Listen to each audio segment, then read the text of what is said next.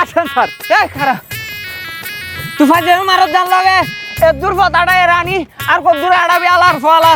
আরে স্যার বুঝলাম না, আপনি এতটুকু হাইটটা ক্লান্ত হয়ে গেছেন, মাত্র 7 কিলো হাঁটছেন, কি এমন হাঁটছেন? হ্যাঁ আর এই যে 2 কিলোমিটার গেলে মোর জায়গাতে যদি দেখেন তাহলে আপনার যে হাঁটার যে কষ্টটা, এই কষ্ট আর কষ্ট থাকবে না।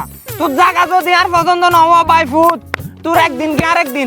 আরে 100% হবে, আপনি খালি চলেন না, জায়গা দেখে আজকে আমার বাইনা দিয়ে দেবেন। আসেন সব আসেন স্যার, আসেন স্যার। মোর আসলে লাগছি আপনার আর হাঁটা লাগবে না, শোনেন এই যে এখান থেকে 100 হাত গেলে এই যে নদীর মাছ বরাবর ঠিক মোর 10 কাঠা জায়গা, এই জায়গাটাই আপনি যদি গড়েটা থাকেন চিন্তা করেন স্যার কি ফিলিংস হবে আপনার।